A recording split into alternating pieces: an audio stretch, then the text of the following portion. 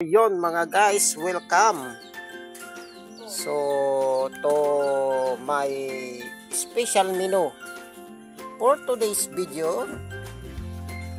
Mahon tayo ng bundok kanina. So nakakita tayo doon ng mga susong, kung tawagin sa amin susong bukiki. Ayan mga guys. So pakukuluan muna natin. Yan. Update ko kayo mamaya para sa ating pagluluto. So pakukuluan muna natin to ng kahit mga 30 minutes. Okay mga guys. Okay. So yan mga guys, after natin linisin ng mabusising pamamaraan, ito na po siya. Ayan, iiwain na po natin ng maliliit yan para lulutuin na natin. So, meron na tayong iniwa rito maliliit. So talagang malagkit pa rin siya, mahirap tanggalin ng lagkit. So susubukan natin kapag naluto na ay matanggal na ang kanyang lagkit mga guys. So yan. Ayan. So yun guys, na chop na natin ng maliliit. Malagkit pa rin siya, no? Ayan, halatang halata.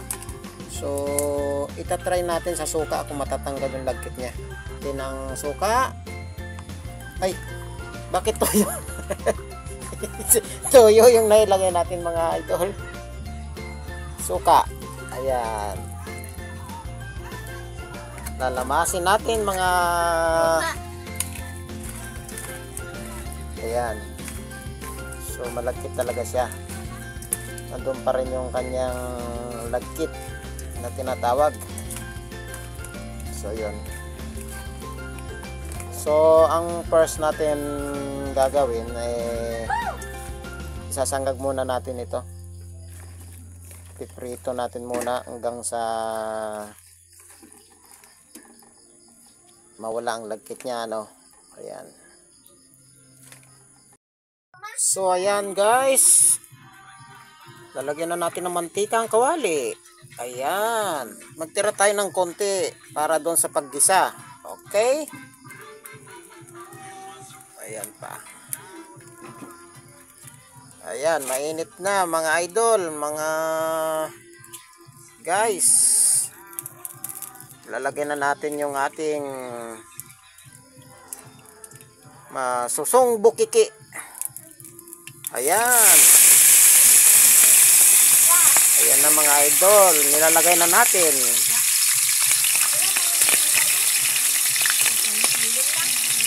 So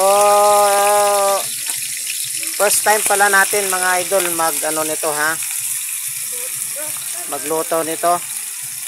Try lang natin mga idol kung talagang pwedeng kainin.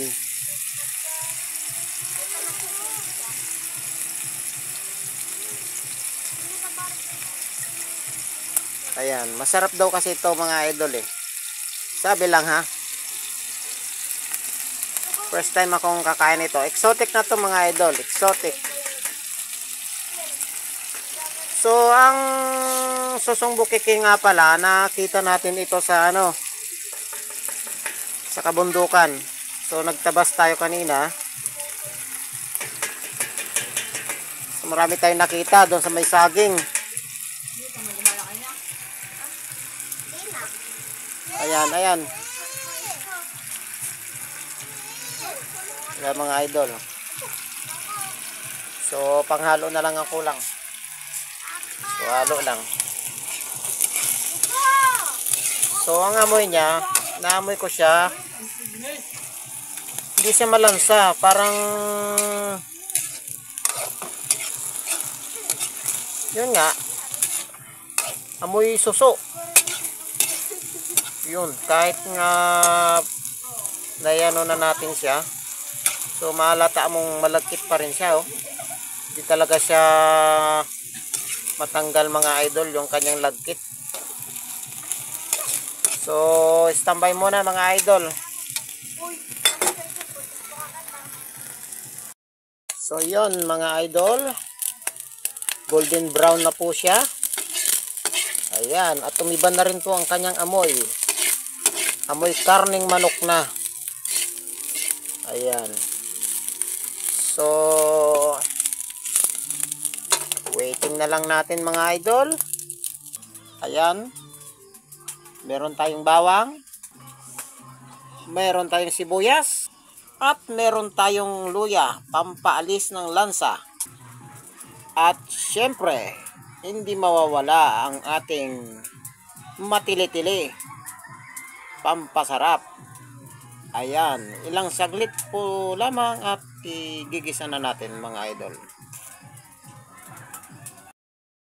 So ayan, tayo magigisa na. Punayin natin ang mantika siyempre. Ayan, naglagay na tayo ng mantika. Bigayin natin. Okay. Siyempre, unahin natin ang bawang. Ayan. Para matutong ang bawang. Kasi ang bawang, kapag natututong, ay lalong sumasarap. Ayan, mga idol.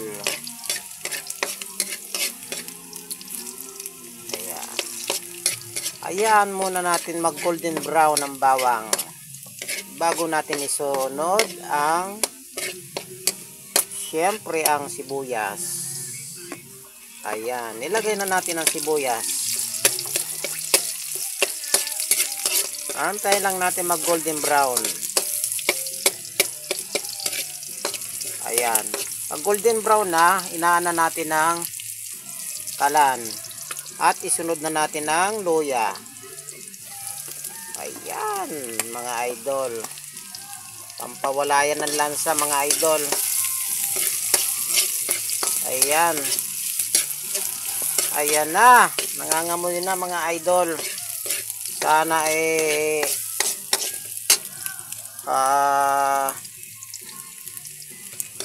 masarap din ang ating putahe na susong bukiki, exotic food.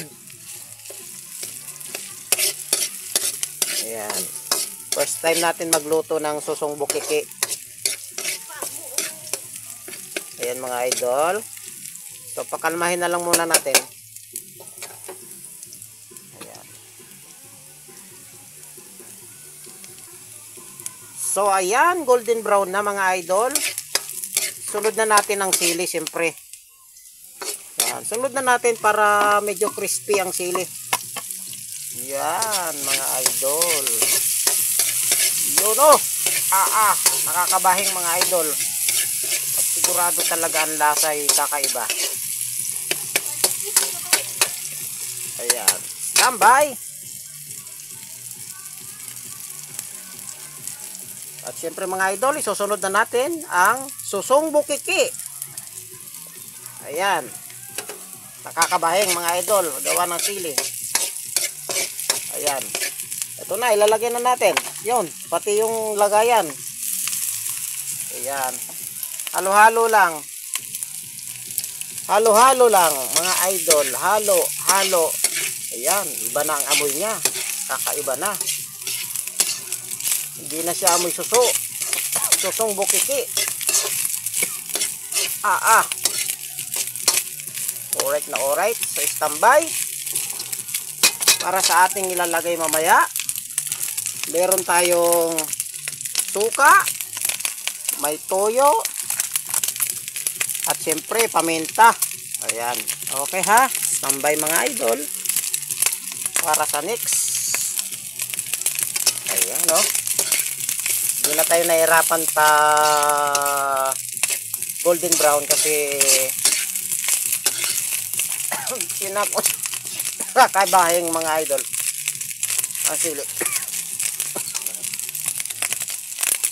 Sinangkot siya na natin yung susong bukiki. Standby na lang. Ayan mga idol. Golden brown na talaga siya.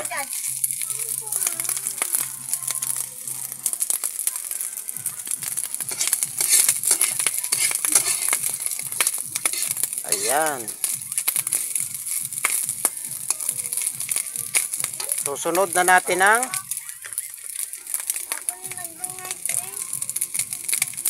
toyo. Lagyan natin ng toyo para mag-smooth na ang kanyang lasa. Wow! Alright. Alright na alright mga idol. Okay. At syempre, sunod na natin ang paminta.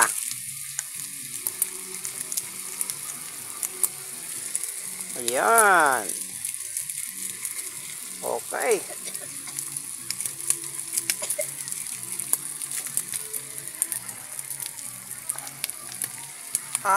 Kakaiba ng amoy mga idol. Amoy masarap na. Ayan.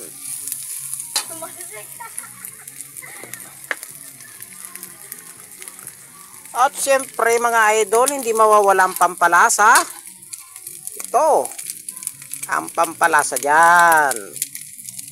Sureball na sureball ang lasa dyan mga idol. Iubos na natin para dumami ang lasa. Magkalasa ng husay. Ayan. Alright. So ang tawag pala natin dito ay, sa luto natin ito ay adobong papitik. Ayan mga idol. Papitik lang siya. Ayan. At syempre mga idol, lalagyan natin ng 2 pirasong dahon.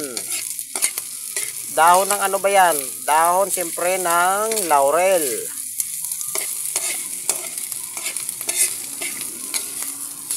Para bumango, lalong bumango. Alright.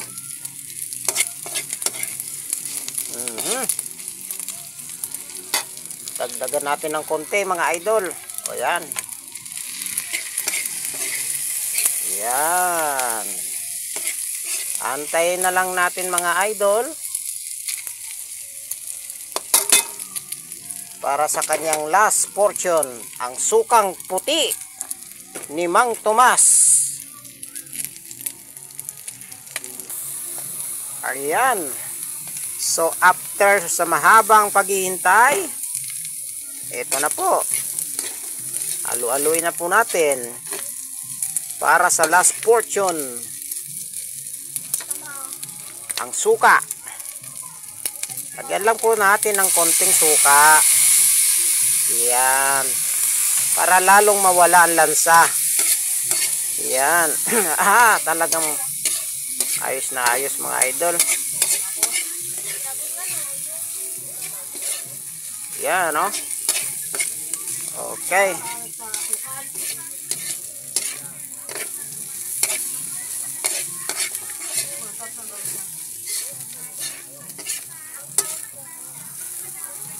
Wow. Tingnan na naman mga idol. Parang sisig style na ito mga idol ha. Ayan o. Adobong papitik. So stay tuned para sa ating plate. Okay. Ayan mga idol. Andito na. Naka-plate na. O yan. Umusok-usok pa. Yan. So titikman na natin kung ano ba talaga. Ito na. Oh. Ready?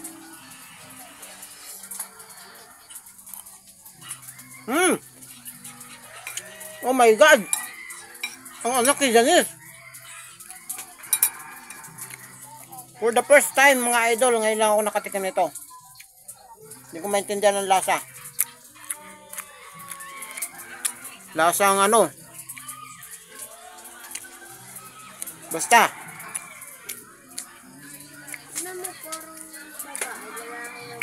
Ayan mga idol. Papitik. Medyo kulang ng suka mga idol. Kaya dadagdagan natin. So hanggang dito na lang mga idol. Thank you very much. Yan. Masubukan na natin ang exotic food. Susung bukiki. Thank you sa panonood. God bless.